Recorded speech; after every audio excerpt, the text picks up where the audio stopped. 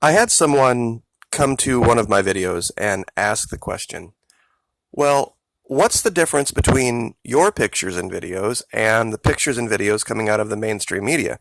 Couldn't they both be considered anecdotal evidence? That's absolutely true. That's totally true. And if you're asking that question, then my videos have done their job. The idea is this. You would have to ask yourself a question. Who has a skin in the game? Why would DC want you believing that the entire country of Venezuela has failed due to evil, terrible, horrible socialism? Why would that be their goal? And then conversely, you would have to ask yourself this question, what would I have in it? Why would I say, no, that's not the case? DC is lying. There are a whole lot of other factors that went into the problems in Venezuela than just evil, terrible, horrible socialism. Now, the pictures in front of you, on the left, far left, that was the original random guy named Juan. This was a guy that came out and was implicated in the drone assassination plot on Nicolas Maduro. Now, of course, taking a look at him, he doesn't look like he's starving. And this is where that story all got kicked off. Because there are two Venezuelas. Next to him, I have a picture of a prisoner in Venezuela who is, of course, like any prisoner in the United States, skinny. That's just what happens when you go to prison. And so they meaning DC, took cherry-picked images and videos and then tried to make the vast majority of North Americans believe that that was the basis for military intervention or a coup. Because they have a financial skin in the game. They want big oil back in there and in control of the world's largest gold reserves and oil reserves. I don't think that is something that is too unreasonable for most North Americans to believe, given what we've seen big oil do in our country. This idea of calling out our government and holding them to account for the things that they tell us or the things that they have their lackeys in the media tell us is something that all North Americans, freedom-loving North Americans, should be interested in without having any personal interest in it whatsoever. Just the idea of truth. Now, on the right, we have, of course, a full grocery store in Venezuela, and we have an empty grocery store in Venezuela. Well, gosh, how can both things be true? It's a big country, and there are two Venezuelas. There's one that is run out of Miami. It is the ultra-wealthy super elites that want big business back in control. They have a group called the Fedecamaras, Fedecamaras, and it's a consortium of big business that used to be in charge of the government as well. In 1998, that began to end. And I'd like to show you another image. I'm going to zoom in a little bit here. This is a picture of what 3 million Chavistas looks like when they get together in Venezuela. In fact, I have to zoom back out a little bit to get everything in the picture. This is over 10% of the population of the entire country on one street at one time. And this doesn't represent all Chavistas. See, there are two conflicting ideas in Venezuela, and this is the part where a lot of North Americans diverge from the belief system down there.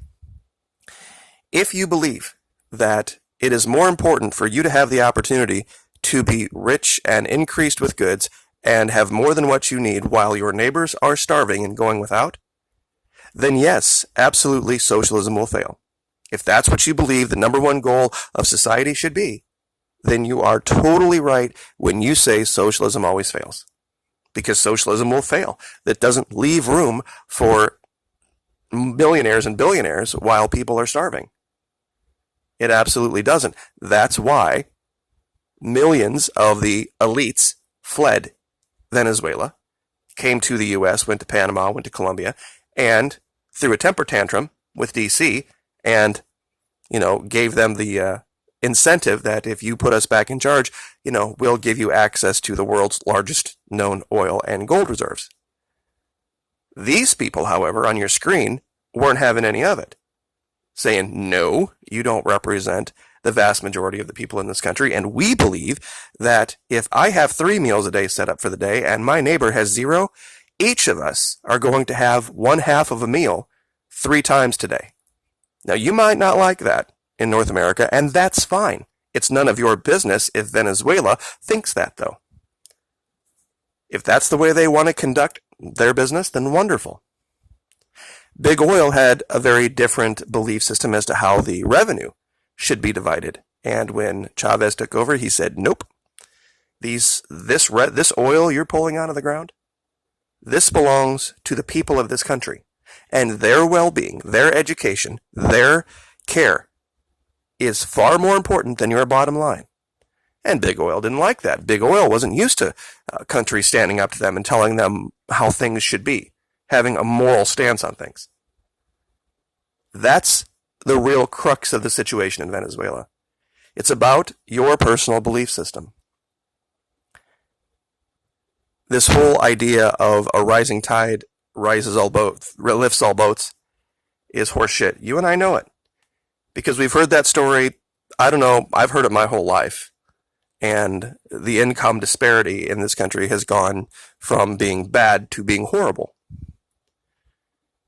Most people can't understand the concept of what $1 million is versus what $1 billion is. $1 million at 3% passbook savings, which at one time in this country you could earn, would give you an income of $30,000 a year without having to touch the principal. $1 billion is you and 999 of your friends each having an income of $30,000 a year without having to touch the billion. The damage done to Venezuela has been about $30 billion. So for their population, that's about $1,000 for every man, woman, and child in Venezuela that the U.S. has taken, stolen. D.C. has taken, stolen. What do you think would happen right now if we took $1,000 US and handed it to every single Venezuelan? What do you think would happen to their economy? See, they had a choice. In 1998, Chavez won 60% of the vote as a guy who had attempted a coup in the country to fix this. And he won 60% of the vote in a 3-way race. I don't think a lot of North Americans can understand that.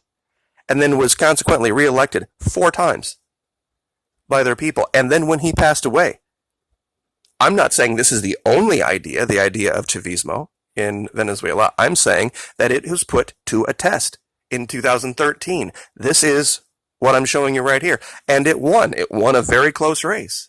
Because by that time, the U.S. had really decided to turn the screws. They had done all sorts of things to screw with the system in Venezuela, to make it seem as if it was worse than what it really was. And this is what I'm going to leave the video with right here. All of you who think that socialism always fails and capitalism is always the way to go, a simple way to have tested this is just take Colombia and Venezuela, 2 countries that are very much alike as far as their population goes. We give Colombia $500 million a year. We don't give Venezuela everything. We don't have any sanctions on Colombia. We have some of the most wide-ranging blockades and sanctions on Venezuela that have ever existed on the planet. Why don't we just even the playing field? And due to Colombia, whatever we do to Venezuela, we could do it the other way. If there are sanctions you want to leave on Venezuela, put those sanctions on Colombia. If there's money that you want to give to Colombia, give that money to Venezuela in equal amounts and see what happens. You see, we already know what happens. And that's what DC doesn't want you to know. Because during the 80s and the 90s and the 2000s, while Colombia was getting billions and billions of dollars from the U.S., they still could not stop the vast flow of drugs out of that country. Even though they were saying they were pretending to try, they couldn't. And in Venezuela, millions and millions of their refugees, Colombia's refugees, were pouring in. And Venezuela didn't complain. They took them in, they gave them free food, free medical care, free housing, free education, and nobody was complaining and whining and bitching and moaning about evil, terrible, horrible socialism then, were they?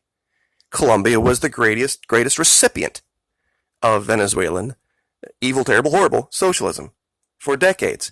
But then when big oil got its feelings hurt, and Chavez said, you know what?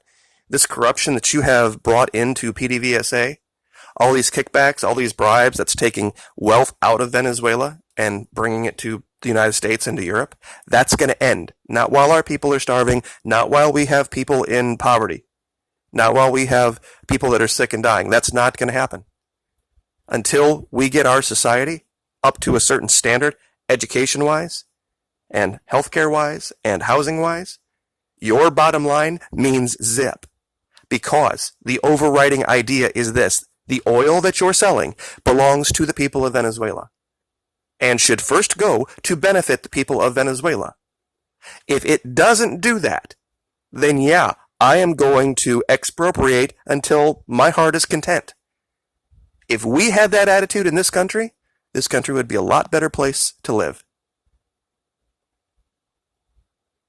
Venezuela has been the target of the most powerful government since Rome, and has still managed to hang on.